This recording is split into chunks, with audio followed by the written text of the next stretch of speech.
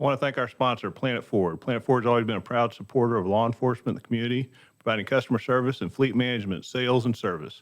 If you're looking for that personal quality service, contact Planet Ford in Spring or online at planetford.com.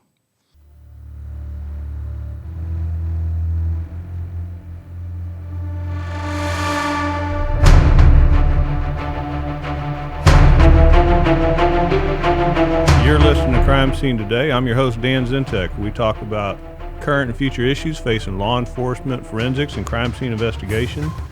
Today, we have the CEO of Othram, David, in the studio, and talk to us about some of the advances in DNA, some of the changes in DNA. So, David, thank you so much for coming and joining us today. So, to give a little bit a basis of where, I guess, your company is different from things we've done, giving a little background in DNA, and for people listening, we've all heard it. It's been just about all the crime shows and everything else. Everybody wants DNA on the scene and what happened with the DNA. Most of that, at least in probably I'd say 5 years ago, all dealt with us comparing it to what we know as CODIS, the Combined DNA System, which houses evidence from unsolved crimes. It houses felons that have had their DNA submitted and trying to cross-match these things. But in recent years, we have started looking at other avenues such as familial DNA and genetic DNA and those type of things that has brought new life to some cold cases. And David, that's one of the things that your company does. So I guess just to sort of start out with, David, your background, I know you have your PhD from Baylor, yes? And so you started in cancer research, yes? Am I correct on that? Or you're doing something in the medical part? Yeah, it's just biomedical research at Baylor College of Medicine. And from there, how'd you get the idea for this? Because obviously now you're dealing with forensics. You're now dealing with criminal cases and taking your knowledge and putting it out here. So what's sort of the shift to this? Yeah, it's a good question. I before grad school, I got my start working at UT Southwestern Medical Center in Dallas, and that was one of the original sites for the Human Genome Project. And so I did some work related to the Human Genome Project, got interested in genetics and in DNA testing, and so that's all I've ever done really. And trained at Baylor College of Medicine. Most of the work was biomedical in nature. Did a little bit of work in the consumer genomic space, to help folks dig into their ancestry, reconnect with relatives. But primarily, it's been biomedical or diagnostic in nature. And when we were building some of the early technologies to help kind of drive this kind of advanced DNA testing in the clinic, this was about maybe 10 years ago. There was a lot of skepticism and question as to whether these kind of new technologies would ever make it to the clinic. People were using older foundational methods for DNA testing, and we worked alongside a lot of other groups to show that these really advanced and cost-effective methods could transform medicine, and they have. And it was a few years back. A bunch of us, not just me, that had been working on various medical projects and kind of diagnostic technologies, decided that the field's really matured, and there's now a lot of places where you can do medical testing. And I always draw the analogy that you can probably go to any street corner here and find a lab that will test you for your favorite DNA test that would give you some insight into a diagnostic for some medical condition. But where do you go to test a crime scene, right? Like there's not a lot of places to do that. So we wanted to look at another way to bring value with DNA testing, take the technology that we had developed to help kind of drive growth of this kind of testing in the medical space, and go bring it to another area that has a lot of importance. There's obviously a lot of need, there's importance, and then there's demand, just because there's not a lot of people working in this area. And to come back to your earlier question about kind of contrasting what we do with what you'd mentioned related to CODIS, the CODIS system, and this is like the foundation of forensic testing over the last 30 years, is as you said, there are about 20 markers. It was less markers originally, but there's about 20 markers now.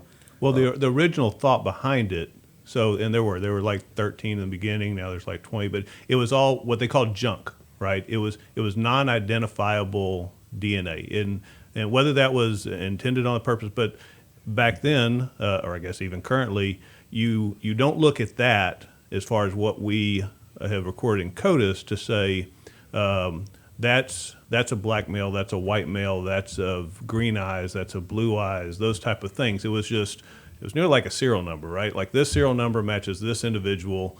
If we find some evidence that has that serial number, it belongs to, and I know I'm making it very simplistic there, but that was sort of how we had CODIS. And I remember going to training in a New York medical examiner's office, and it was, I think, sort of probably the start of a lot of some of that ideas. It was back probably around '07 or '08, and we had students there that were testing. We all were swabbed, and they were writing down characteristics.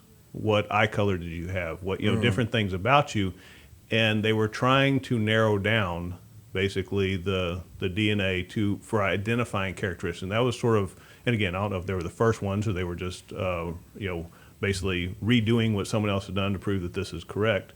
But it sort of has shifted to that, where now sort of in what y'all are getting is you're finding more characteristics, you're finding more relation to area and things like that. Well, I guess the way I would see it is with what's been used in the last 30 years, you've got 20 markers, right? And using your serial analogy, you can essentially index somebody on 20 markers, and then if you see those 20 markers appear at another crime scene, there's fancy math and population genetics that will tell you the odds of someone else having those same 20 markers is very tiny, and so that's how you connect people. The issue that we're trying to solve initially is with 20 markers, it's very, very easy to establish that you are somewhere. And to some extent, you can also search for like a parent-child relationship. So this familial DNA testing that some states have opened up, it's the idea that you can do a partial match on these 20 markers and maybe establish a sibling relationship or a parent-child relationship. But for example, if you are my cousin or my half-brother, it becomes very hard to use 20 markers. There's not enough power in statistics of 20 markers to be able to show that we're in fact related. And so, for example, if you and I were brothers and we looked at 20 markers, there's a good chance, at least half of those markers would be different, right? You may have gotten 10 markers from mom, I got 10 markers from dad. So we now differ by half of our markers. If you're my cousin, you won't be able to detect those relationships. So CODIS is a really good system for confirming identity, and it's a good system for establishing you against yourself at a scene. It's just not very powerful in looking at more distant relationships. And so what we do at Othram, for example, is we're looking at tens of thousands to hundreds of thousands of markers. These aren't necessarily markers that have any functional role. They're just random markers throughout the DNA as well. It's just that because we're looking at tens of thousands of these markers, we can begin to examine kind of longer range relationships. We can determine if you and I are first or second cousins, and you wouldn't be able to do that with traditional testing. Now, on top of that, there's of course the other things you mentioned, but I think the core issue is now that the technology has changed and become more tractable and affordable. Can we take advantage of just simply more data? Higher resolution data, more markers, gives us the ability to make more sensitive claims about how folks are and aren't related. So now in doing this, I know, and obviously there's been advances in time frames. I know that in the past, and may have changed, you certainly are the expert in that, if I were to take a DNA sample and submit it to a lab, from the time that the technician starts working on it, for a normal CODIS thing, looking at probably about 8 hours of processing this DNA sample. And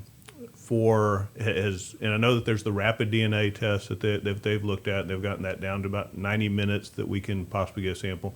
Going with the extended samples that you're speaking of, how does that affect the time frame? Like if I were to give a sample or the tech takes it and starts working on this, what's the time frame of getting something like that? I mean, the time frame is pretty variable. It doesn't take long to do the testing, but much like with CODIS testing, the testing's batched, right? So it's very much akin to what you'd see like in an airline model.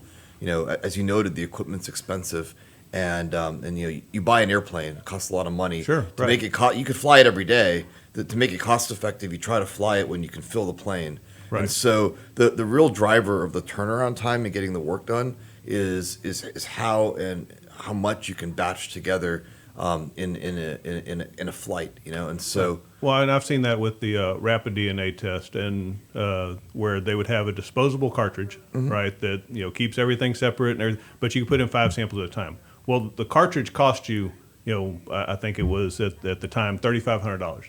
It doesn't matter if you do 1 sample. That's correct. Or you do 5 samples. Yeah. It's that for that cartridge, right? Yeah, like I said, it's like an airplane. I mean, airplane runs on a certain amount of gas, and to a large extent, operating that airplane is really not connected to the number of people on the plane. And so when you get more folks to buy a ticket, then the ticket prices come down, and you can fly more cost effectively. So the same is true in most kinds of laboratory testing, particularly in the kind of testing we do. You'll have, in the case of rapid DNA, a cartridge. In our case, we have what's called a flow cell, but we have disposable reagents that we use, and those costs are fixed regardless of how many actual experiments or extracts that we're processing. Now, after the process done, I know that in speaking of rapid DNA, I know there's a part of that process that's like checking against itself over and over and whatnot.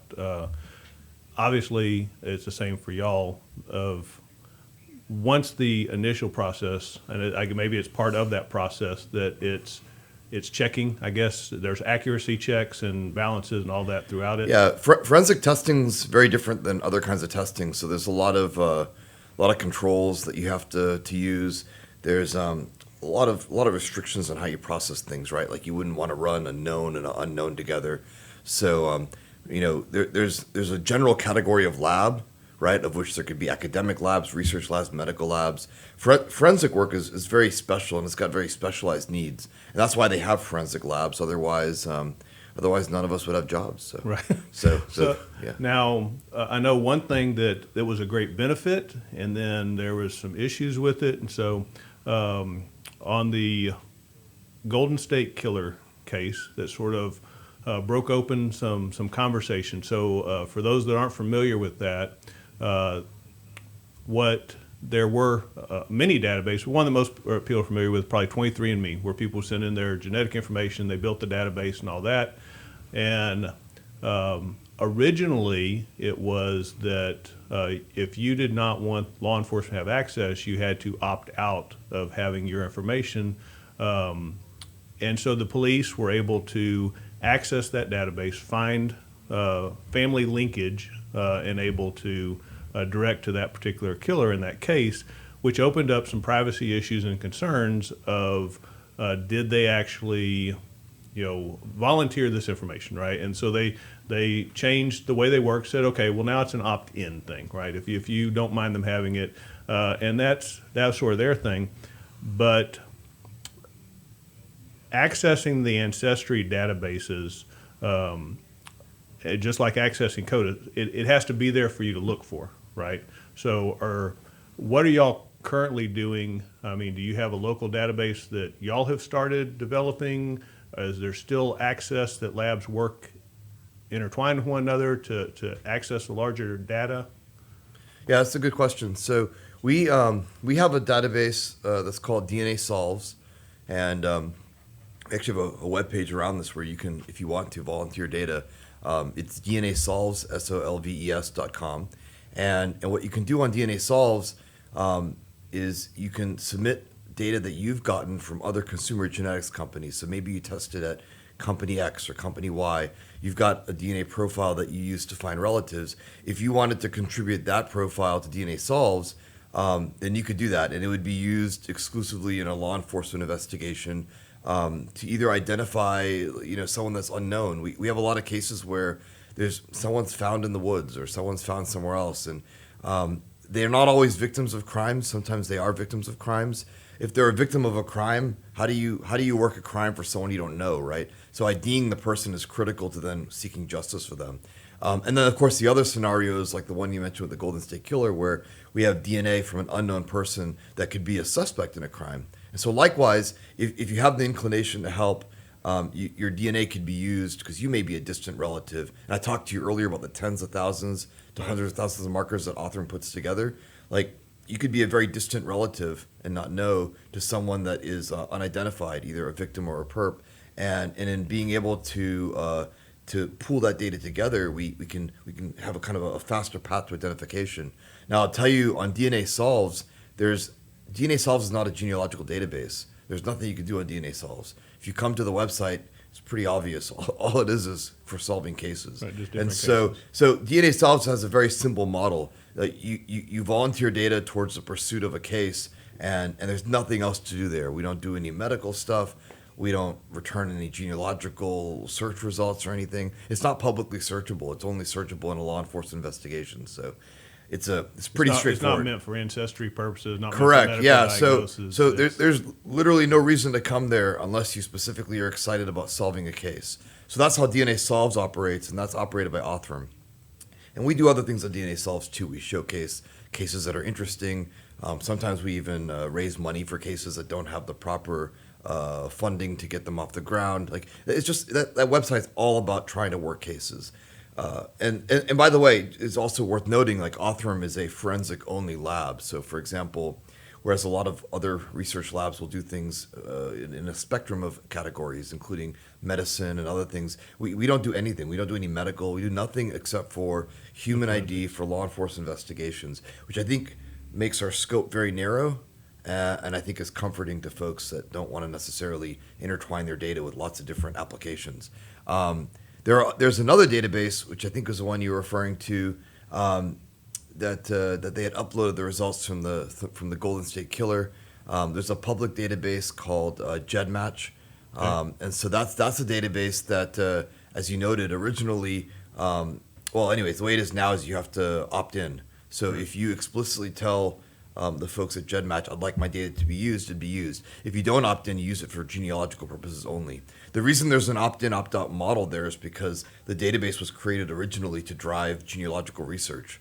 So now you're saying, in addition to that, you can also help solve a crime. It's a little different than DNA Solves. It's obviously older. It's been around for, I think almost a decade. It's been around for a while. And it was originally built to bridge the divide that happens when you test at different companies. So you mentioned 23andMe. 23andMe is never allowed search. So there's like law enforcement. They don't work with law enforcement. So 23andMe, if you put your data there, neither you nor law enforcement can search. So I'll give you a very common scenario that kind of spawned this whole GEDmatch stuff is that you're my brother, right? Back to our analogy. You tested at Ancestry.com. I tested at 23andMe. The databases don't talk to each other. So we would never know we're brothers. And so GEDmatch was created as a public kind of forum to share data that you've collected elsewhere. And then in doing that, then we would actually identify that we're related because we've both put our data into GEDmatch. Now, is GEDmatch separate? In other words, like these companies all feed to GEDmatch, or is GEDmatch a company of itself? Yeah, so, GEDmatch was run by a few genealogists. It was recently acquired by a company, but GEDmatch is a separate entity. So just like DNA Solves is a separate thing that's operated by Othram, and 23andMe and Ancestry, those are all separate companies. So none of the companies, to my knowledge, communicate and intertwine. The connections between these are facilitated by people that volunteer their information. So you may have tested, like I said, at Ancestry, and you see on the news that someone got caught, or someone was identified after years of being unknown, and you feel the inclination that you want to help identify the next person. So you actively pull your data from Ancestry or 23andMe, and you'll contribute to one of these many databases. And so there's a handful of databases that are usable by law enforcement, and if you put your data in there and you opt in, then it can be used to help solve a crime. Now, the one thing that I've noticed in some case reviews and things involving Ancestry work is, I say it's not as simple, I guess, as just saying, poof, it's the brother, so it's Bob, right? There's a lot of still labor-intensive work by people doing some ancestry research into where this family is and who's related and possibilities. I mean, we've narrowed it down to 3 brothers, or we've narrowed it down to this area. I mean, so there's still a lot of hands-on research in this type of, use of DNA. Yeah, and that whole area is just the beginning, right? Because you may narrow it down to some brothers, or you may narrow it down to someone else, and then it's uncommon for a case to be driven just by DNA testing. Like, usually what happens is that information is overlaid with work that the investigators put together, and then the investigators are the ones that actually go take that information, right? Because we generate, at Othram, we generate leads, candidate identities, but we're not actually like working. We're not working or solving a case. We're generating information that they use, and then overlaid with things that they've discovered leads towards a hypothesis. I think this person might be the person that we're trying to identify. And then it's through their investigative work that the lead is confirmed. And by the way, it's worth noting that, when you use these advanced methods, new as they are, the way you confirm that you've arrived at the answer is that you use CODIS testing. So it's worth noting that the whole flow is basically that you've done CODIS testing. That still is the most robust and best way to get started in an investigation. You use CODIS. It's been around for 30 years. It works. It's understood, and it's been well tested in court. If the CODIS profile comes back matched to someone that has no identity, then at that point, right, rather than just wait and hope that they end up in CODIS one day, which, by the way, if they're an unidentified victim, they never end up in CODIS because they're dead. Right. Then you flip it to this other kind of testing, collect tens of thousands to hundreds of thousands of markers at Othram. We'll build out information that then leads to a candidate identity. Law enforcement does their work. They figure out who the person is, and then they confirm it at the end with STR testing, with CODIS testing again. So it's a really great process. So this new testing doesn't replace, but rather it complements and accelerates and enhances what you can do with traditional CODIS testing. But the investigation ideally is bookended with a test that is well understood and studied, and it confirms. And that's why I told you originally, like, CODIS isn't always great at finding people, but CODIS is exceptional at confirming that you found somebody. Found the right person, right. So, and speaking of what y'all do and how y'all help, so I have a case. It's a most recent one, and it actually was off of the DNA solves. So in this particular case, it's from a cold case, which y'all have helped out with greatly. This one is McDonald County Sheriff's Office that y'all worked with. In December 1990, a couple walked down the road and found decomposed remains of a female that had been hogtied and dumped, that was sexually assaulted and murdered. So this is back from 1990, and up until I'm gathering this was in March. That it was like literally a week ago. Yeah, they didn't know who this person was. So it was a Jane Doe. This case is over 30 years old, not knowing who this person is, and in working homicide, one of the first things that helps us is knowing who the victim is. Because once we know who the victim is, we know who their associates are, we know where they're supposed to be, we know the contacts. I mean, it starts a lead process for us that's unbelievable once we know who they are. But having that unidentified person really causes some issues with us continuing the investigation. So tell me a little bit about, so again, this is a week ago, and this is all the way back from 30 years ago. So how'd y'all get involved and help on this? So so there's a government database. It's called NAMUS, NAMUS.gov, and NAMUS tracks many, but not all, of the unidentified persons that are in the United States. And it's worth noting the DNA testing and the work around NAMUS is actually done by UNT. It's also in Texas. That's right. This is about 3 hours north of us in Fort Worth. And we have a really great relationship, work real well together. So it's kind of cool. Half of the unidentified remains that are tested in the U.S. go to UNT. So Texas really is a powerhouse. Othram's the only company in the United States that does this advanced kind of testing in-house. We've vertically integrated evidence to leads for investigators. So we're the only company in the United States that does this, and we're in Houston. And then we've got this essentially one-of-a-kind center that does a lot of the initial work to catalog these unidentifieds that's based in Fort Worth. So it's kind of a cool Texas fact. Right down the road. Of course, right down the road in Texas is still 4 hours away, but it's right down the road. What can you do? It's Texas. So, you could drive all day and never leave Texas. But so in this case, we usually get work directly from law enforcement.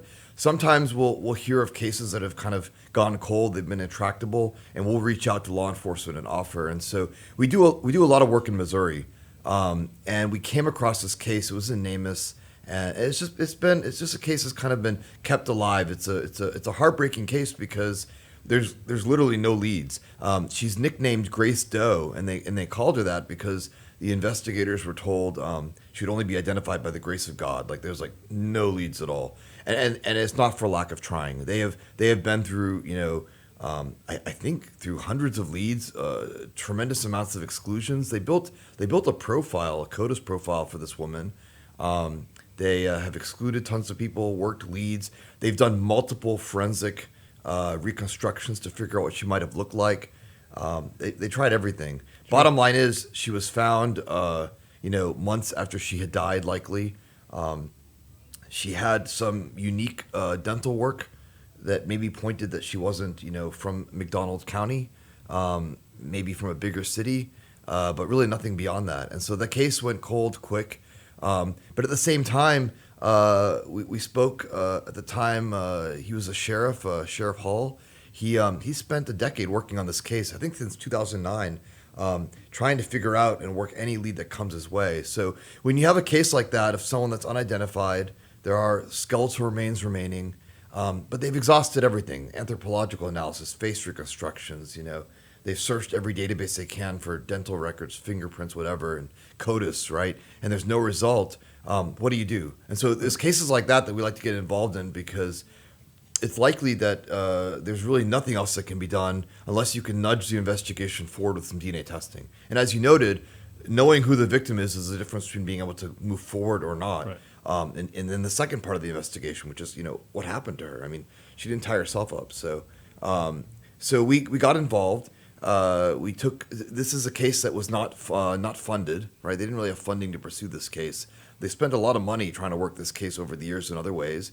And so we started a campaign on DNA Solves. We posted information about the case, and we crowdfunded it. We just told everyone there's a very large internet community of people that really care about these cases, kind of advocate for cold cases, and we crowdfunded the funds necessary to do the testing. And there was a lot of support for this case. Again, it's kind of a heartbreaking case, and I think it's bugged a lot of people for a lot of years. And once we collected the funding necessary, we worked with the agency to get skeletal remains. They went to our lab. There's a lot of work we do up front to make sure that we can help. We cannot help every case. And the DNA, you have to have a good DNA sample. I mean, simple as that. You need decent evidence. You need decent DNA from that evidence. And so I always warn people, like, we love helping, but we cannot help in every case. The good news is, since we're the only company that does this in house, we've come across a lot of evidence and a lot of casework, and we've become exceptionally good at predicting if we can bring a value. And our goal is to basically minimize consumption of evidence or budgets. And so we just don't want to get involved if we don't think there's a good shot. In this particular case, the skeletal remains passed kind of our inspection. We were able to extract DNA. That passed QC. And so we proceeded into testing. And once we did the testing, we started building out, a family tree for folks that had distantly matched. There weren't any close relatives to this person. All the matches were greater than second cousin matches. So like you said, it wasn't like an instant answer. But in building out family trees for folks that were matches, and then knowing that the unknown person is genetically at a certain distance away from all these matches, if you've constructed a tree of known people, then you essentially build a scaffold, and there's only a certain number of ways you can kind of fit in the last puzzle piece. And so we narrowed it in and identified a few folks that we thought could be close relatives, reasonably close relatives of the unknown person. And so we came back to law enforcement and discussed that with Sheriff Hall and said, look, there's a good chance that some of these folks may know who this person is. There's a twist in this case, which is that the victim was adopted out at a young age. I think a lot of the kids were adopted at a young age. So this is an unusual scenario in which, obviously jumping to the end, we identified her. But in identifying her and finding her birth family, right, which she'd be genetically related to, they don't have all the details. You'll notice of where she went and where correct, she's going. Correct. Right. I mean, so you'll notice person doesn't really fall under what we normally are tracking. Correct. So you'll notice there's like a younger picture of her as a child, but there's not. She was murdered in her early 20s, and there isn't a good picture of her at that age, her siblings have always been looking for her, and they wanted to reconnect, hoping that she was still alive and living somewhere. And so, on one hand, we've reconnected, unfortunately, not in the best of circumstances, right. But they don't know what's happened. And so the investigators are now working to kind of figure out who might be responsible. But to go back a little bit, we identified these leads. Law enforcement did their investigation and came to the conclusion that we may have identified, a half-sibling or sibling. And so we facilitated the confirmation testing. Obviously, the true confirmation will come from STR testing, which is that testing that you do when you enter a profile into CODIS. And so, again, I think her identity has been restored. The challenge now is to kind of trace what happened. She was adopted out. A lot of the people that were involved may not be alive anymore. Yeah, so at that point, you got to go back to the adoption, like where the adoption agency is, if there's still records, who she went to, and where from there. Yeah, this is a really great example of why DNA testing can be remarkably valuable in kind of getting a case out of a rut and pushing it forward. But DNA testing isn't alone solving anything. DNA testing is giving some additional leads to the law enforcement folks to let them work the case. So they're very happy. And we're happy because now they can work the case forward. But this is just the beginning of the story, and there's a lot of work to be done. We have another case of an unidentified man. This is actually, I believe, maybe the case that was solved with the least amount of DNA evidence reported to date. It was a case in Snohomish County in Washington State. So this is a young man that was murdered, and he was actually they think he was weighed down into a lake for like maybe 7 years. And then his body floated up at some point. Fishermen discovered it, and that's what started this chain of events. And it's interesting because of the time difference between the discovery of his body and the reported missing, mention of him being missing. Those things were not together in time, and so that's what creates these gaps that make it hard to identify folks. And again, that's where DNA testing can kind of nudge the investigation forward by connecting two events that seem unrelated at the time. And in that case, as soon as they figured out who he was, this guy was not adopted. They knew who he was. We were able to track back to a living brother and father. And it didn't take a lot of interviewing for the detectives, as you note, to piece together what happened. Where he was supposed to be, who he was supposed to be with. And who saw him last. And, one thing leads to another, and now they know what happened. So I would say that in a lot of the cases, it's always important to identify people that are unknown because these families are waiting. They're always waiting. Whether or not they'll figure out who did it or not, like the families are waiting for an answer. Shauna's family was waiting for an answer. We have another girl we identified. We helped law enforcement identify from Pecos, Texas. She had drowned in a pool under suspicious circumstances in 1966. This is like 55 years ago. And it'll be hard to figure out, whether she drowned by accident, on purpose. Right. But she has family in Kansas that have been waiting all this time, and her siblings are now in their 70s and 80s, and they've been waiting. They're waiting for answers. The world kind of continues on, but these people that lose family members are always waiting. And so I think at minimum it's critical to work these cases of unidentified remains because there are people waiting, and they can't wait forever. They don't live forever. And so there's an urgency to tackle these cases in the late 70s and mid 80s. And you talk about waiting, and obviously, we're talking about whatever happened to my loved one, meaning that as far as they're concerned, they just disappeared. They're just missing. I mean, they don't know they're dead. I mean, they're about to get some horrible information when we do identify them, but at least there's an answer as to, because there's certainly the question, why did they walk out? Why have they never contacted us? Why, where are they at? I hope they're living a good life. I don't know what's happened to them. At least they have an answer to their individual, right? Even though it's not the one that they would like, they still at least know, I guess, what happened to them and what time. Yeah. So about how many cases are y'all currently, I guess, capable of doing at a time currently at your lab? I don't know. We're not anywhere near capacity. I mean, the newer technologies for DNA testing scale really well. So I think we could take on any number of cases. I think we could easily scale to take on even more cases. So that's not really a challenge. I think the impediment and the friction to working these cold cases is not the lab technology. I think it's getting getting information about the cases, they have to be cataloged. And that's why it's so valuable to have organizations like NamUs, or also like National Center for Missing and Exploited Children. Right. They have 700 children they're trying to identify right now. So cataloging the information and finding the evidence is kind of like the non-glamorous part, but that's a critical thing. It's like, where is the evidence for this? I think that's a bottleneck, but now there's thousands of those. The other is a funding bottleneck, right? Like not every, so I told you, like with Grace Doe, her identity was within reach. We were able to identify her pretty quickly. The challenge wasn't technology in the lab, and it wasn't that I didn't have time to run it. It's that we had to fund it. And this is a small county. They don't have a line item in their budget for this. And so we had to crowdfund it. And crowdfunding's the non-optimal way to do things, especially at scale. And so I think as the technology becomes more widely used, I think as more people hear about it, we'll transition from these stories. They seem exceptional, but they're not. They're what could happen if we employ this broadly. And I'd like to see in the future that these cases go from exception to expectation. Just as part of our normal routine. They should be, yeah. In fact, in the future, you should demand it. And at some point, you'll feel irresponsible not to have tried it. There are people that commit crimes and end up in CODIS repeatedly, right? And they don't get identified. We're working a case right now. The unknown profile has been in CODIS several times, I think 6 or 7 times.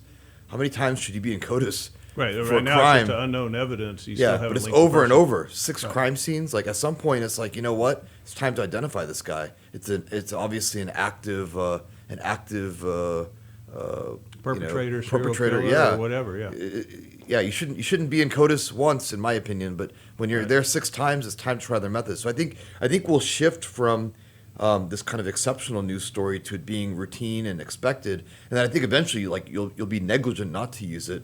And as that happens, I think policy will incorporate these new technologies. They're new technologies. It takes time for it to, as you know, make its way through the chain, end up in grant announcements. Grants are a big way that grants from the DOJ are a big way that law enforcement agencies tackle these cases. And so as those grants update and incorporate these newer kinds of methods, then funding will be unleashed to work these cases, and you'll start to see that ROI. The same thing happened with the End the Backlog movement, right? There's sex assault kits that have never been tested, and when the DOJ set up the SAKI program, the Sex Assault Kit Initiative, that funding has enabled folks to identify, catalog, and then test those kits. But I'll note two facts for you, because we talked about both of these things today. When you run a sex assault kit through CODIS, you do the DNA test and run it through CODIS, you identify the unknown person 15% of the time, 1-5. So 85% of the time you have not identified who they are. Right. And that leaves a lot to be desired in terms of other technologies that could come in, operate on that DNA extract to identify information that would help them actually figure out who the person is and close the case. The other number that I'll tell you, going back to like Shauna's example, is that for unidentified remains, CODIS will identify those folks less than 1% of the time. It's not a surprise, right? CODIS is dominated by criminal profiles and not by unidentified. But it's worth saying that out loud, which is that if you do 100 CODIS tests, less than 1 of them are going to actually produce an identity. And so there's this gaping hole right now, especially in the unidentified. The National Institute of Justice calls it the silent mass disaster, which is this accumulation of unidentified folks year after year, and they never get identified. A bunch of them never get identified, and they just compound and form this gigantic backlog of unidentified persons in the U.S. And incorporating these other cold cases, I think the estimates are that there could be a couple 100,000 cold cases. I'm sure that's an underestimate. In the United States alone, that have been stuck. A lot of those are going to have DNA evidence. A lot of these unidentified remains, they've got the remains. Well, and up to this point, I mean, most cold case has been dependent on DNA. Now, it's always been dependent on let's go back to this 1990 case and let's see what evidence we have, and let's take any DNA that we couldn't have tested back then because it just wasn't strong enough back then. We're going to put it in CODIS, and so that really has been what cold case honestly has done for the past 5-6 years, and this is just a new method that hopefully again, in the advances, that it does become part of a regular process, a checklist of have we tried this, have we tried that. So if I'm an agency and I want to get in touch with y'all to talk about a case, first of all, how do I get in touch with y'all? So you can reach out to us via our website. It's othram.com, OTHREM.com. You can email us. Law enforcement can email us at solve, SOLVE, at othram.com. And we have a law enforcement portal basically that they can put casework into. We'll evaluate it, discuss it with them, ask questions, usually review all the lab reports, and then make a decision on whether we can help. So if I've contacted you, what would I expect to be my next step as an agency? You said there's a portal. So what are you going to want from me as an agency to get so you the started? way it works is you reach out and you'll create a new submission on a system. We have a system called Request. So you basically will submit a request for analysis, and we'll ask for your contact information because we work with law enforcement directly. We'll ask you to submit all the lab reports that you have. So if you've ever done DNA testing, anthropological analysis, any kind of analysis on the evidence, we'll ask for those reports. Very often we can read those reports and learn things. We like to know all the things that worked and didn't work in the past. And for cold cases, there's a lot of those things. Right. Because all of that gives us some clues as to the strategy we should take. There's many ways for us to do the work we do, and so we try to really benefit and learn from what was done before, so we don't do the same thing twice, right? And so we'll ask for all the lab reports, and then we'll ask for some of the case information and just basic circumstance details, like what is the source of evidence, right? What year did it happen? A little bit of detail so we have context. Understanding the context of the case, obviously whether it's an unidentified victim or suspect, and then understanding the lab reports, anthropological analysis, and other things that had gone into working details for the case, that collectively gives us what we need. It doesn't even take 5 minutes to submit the request. It's very simple. And so we'll take a look at it, we'll review it. Sometimes there's advanced scenarios where you have like mixtures, you have multiple people in the same Right. DNA extract, so we'll dig into that a little bit. And once we feel like we're on the same page, we'll make a determination at the lab does, that we can either accept or not accept that evidence. It doesn't mean the evidence isn't good enough if we don't accept it. It just means we like to accept evidence that we know has a good chance of being successfully tested. And generally that means we've done something similar successfully. So we've done enough of these to where we know, like, if we take this, it generally has a nice outcome, versus if we take this, it's very risky. And we'll communicate that back to the agency. The question you should be asking yourself isn't, does it work? The question is, how often does it work? Because evidence is finite, budgets are finite. You don't want to just burn through evidence and money Right. willy-nilly. Well, and you make a point, because when we're talking about DNA, we're talking about consumption. We're talking about we're going to use this sample that can never be used again once we consume it. Yep. So are we using the best, probative test for That's us correct. to get Is the it a answer? forensic test? Or are you just, there are some folks that just, send things wherever. Like, is it a forensic test being operated in a forensic environment? Has that environment experienced other evidence that was similar to that and had a successful outcome? There's a lot of questions to ask. So I glossed over it, but it's a pretty rigorous review. Once we decide that we're going to accept the work, at that point, we'll send information over to law enforcement. They get like a little barcode. And so when they submit evidence to us, either in person or sometimes by courier, when the evidence arrives, it's got a barcode, and we can immediately initiate chain of custody and tie it to the investigation. So we have a full chain of custody process. It's one of the advantages of having an in-house operation, right? There's no outsourcing anywhere, so the evidence never leaves the building until it's time to go back to the agency. And then we'll do an inspection. So we have a kind of a deconstruction of the package with photographic documentation. You'll probably know that's very important for chain of custody, because you may have an identifier on the tube that was in a bag with another identifier that was in a box. So every step we have to document in case there's a need to present evidence of chain of custody at a later date. Mostly important for like cases that'll be prosecuted, like suspect cases, but we treat every case as if it's going to go to court. And then we do a laboratory process step called our QC check. And what that is like it's like on a vehicle, like a multi-point inspection, to determine that the properties of the material we have are as expected, and something, again, that we feel, because there's another chance we could say, we looked at it, when we saw it in person, I don't think it's going to work. And we have a chance to say, hold that evidence. Like you said, technology improves. Wait till later. It might be better in 6 months. If it passes the QC, then we go on to testing. From testing, we then go on to a data analysis step where we basically reconstruct those tens of thousands to hundreds of thousands of markers in the DNA. Then it goes into what we discussed earlier, the records research, tree building, trying to infer leads, candidate identities. That goes back to law enforcement. They do their investigation.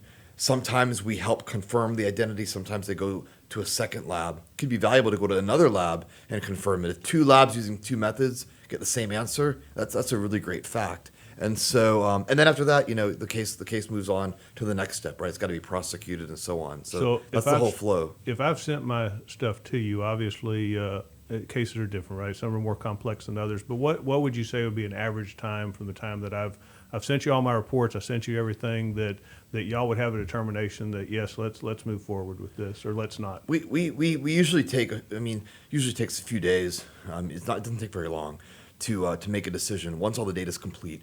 There are situations where someone submits information to us and we're like, look, we need to take a look at the EGRAM report, but it takes them a day or two to get the report, then it comes to us. But once we have all the information in hand, it's not a long process, and we have a periodic lab meetings, case review meetings, where we review the casework that's been submitted, and it's a group decision. Bottom line is, like, the lab has to decide, right? I can't decide because the lab's the one that's stuck having to do the work. So right. I make sure if they're gonna do the work, that they're the ones that commit to doing it, and not me on their behalf. And so they'll review it. We'll discuss.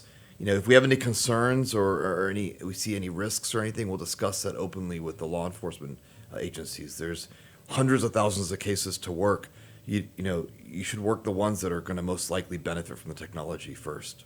So an average time frame, I guess, from start to me having an answer, are we looking at a month? Are we looking at 6 months? So we'll generally go from like evidence arriving at our doorstep to a profile built in about 12 weeks.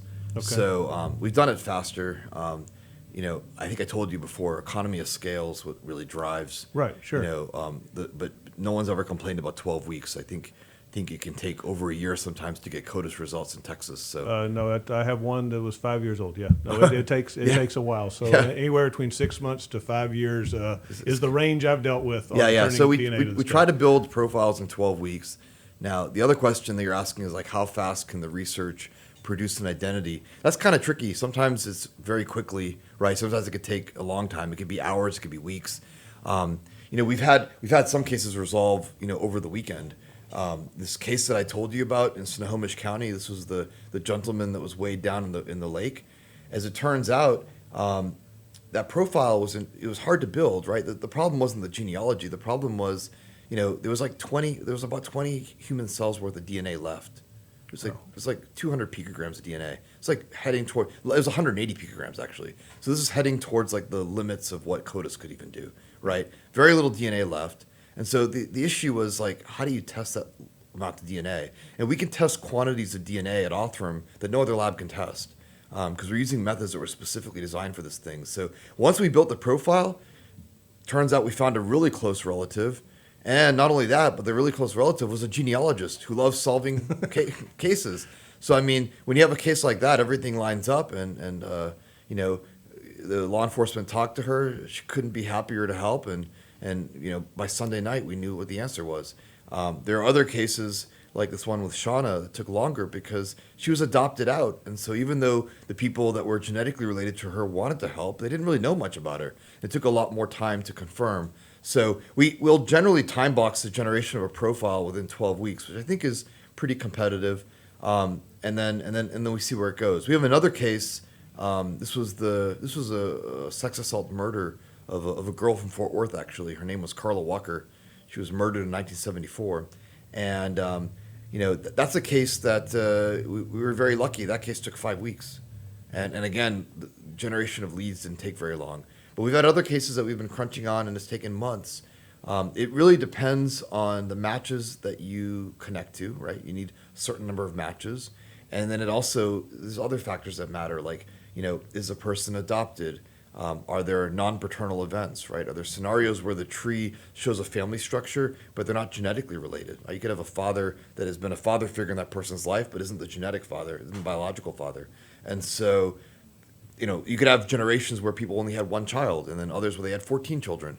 So the size of the family, the the quality of the records, the number of all those things kind of interplay to drive a case to a quick or not so quick conclusion. But so being on the front end of this technology, where do you see the future? Where do you see? And I don't mean like receiving more cases, whatever. But I mean, is like with rapid DNA coming along, things got shorter and stuff. So I mean, where do you see this particular technology going in the future advances? So, yeah, I mean, from our perspective, like we'd like to clear out backlogs. I think that as we clear out the sex assault kit backlog, right, we're not really clearing it. What we're doing is we're testing everything through CODIS, but we're moving it from untested backlog to unsolved backlog because, over 80% of those cases that are tested still will remain unsolved. And then, of course, we talked about the backlog of the unidentified. So I think clearing out the backlog is important. I think the other thing is that in the future, there shouldn't be a backlog, right? These cases shouldn't go cold. This case involving Carla Walker, this guy came and raped and murdered her. And in today's time, it shouldn't take decades. Like this technology isn't for cold cases; it's for cases that don't have leads. And so I think in the future, you do the CODIS testing. It comes back, without a match, and then you just proceed to this method. And we, in fact, have worked some contemporary cases. We do contemporary and cold. The ones we announce tend to be the cold cases because those are the ones that are less frequently prosecuted, and so law enforcement is a little bit more easygoing about letting us share the stories. Obviously, active cases we will not report for a while. Right. We never report a case without permission or unless law enforcement does. But we work a lot of active, kind of contemporary cases too. As soon as CODIS hasn't worked, you need to move to this kind of method. And I think if we go like way into the future, like what I see is like there's been an ongoing kind of debate, right? Is like what's going to deter crime? Is it severity of punishment, right, or is it risk of getting caught? And I think there's people in both camps. But I think generally the consensus is that severity of punishment doesn't drive people that think they're not. It doesn't scare people that think they fundamentally will not be caught. And I think it's one of the arguments why people like argue about whether you should have capital punishment or not, right? It's like, is severity of punishment really going to steer away someone that just thinks that they're lucky and they're going to never get caught by the police? And I mean, you're right. I mean, it's certainly a debatable topic that's gone on for years. And I mean, in working homicide and working violent crimes, my own personal opinion of it is I don't know any person that, especially serial killer or otherwise, that was thinking of the end result of the conviction of them going to jail, sure, of whatever at the time they were doing the crime, right? So if you believe that, then the solution isn't threatening them with more punishment. The solution is to systematically work out these cases.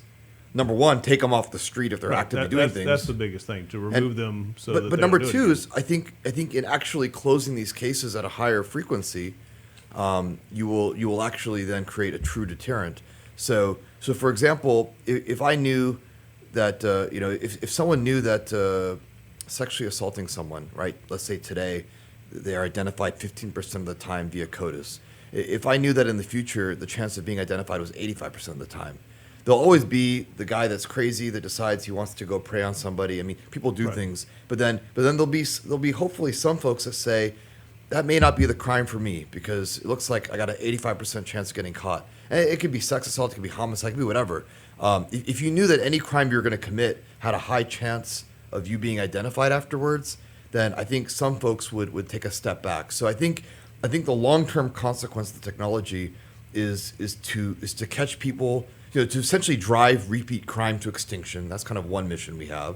Like there shouldn't be repeat crime. If you're going to do the person who you have in CODIS that's been in there 6, 9, that 10, should never 12, happen. Hopefully we'll cut down on that, and maybe at some point, maybe we'll get to TV mode, right, where we go to the scene, we walk to our patrol car, we swab the laptop, and all of a sudden now we have the hit in 5 minutes, and we can go and solve the whole case in 30 minutes. That's good. It'll fit into a TV program. Yeah. So I think our two goals would be to drive down how often repeat crime happens, drive it to extinction, and then the other is to then again create as a byproduct of a safer society kind of a deterrent. Make it very clear that if you commit these violent crimes, that there are technologies available to identify you, and that you will be identified. David, I appreciate you coming in and sharing all the new technology, and we are so appreciative that you're right up the road. You're literally a couple blocks from where we work, and you certainly have helped us out in many things. And I hope that getting this word out, that reaching out to other people, that certainly reach out to them. If you have a cold case that you're looking to solve, you have an unidentified person that you need help with, that's what they love doing. They're very passionate about their work there. They'd love to hear from you. If you would like to have a different guest on the show, reach out to me. And certainly if you'd like to sponsor the show, and I want to give thanks to Planet Ford, who's actually right down the road from y'all. You can visit Planet Ford if you're in Spring, or planetford.com. And always to Lone Star Radio for making this broadcast possible. And we'll see you next week. Thank you for tuning in.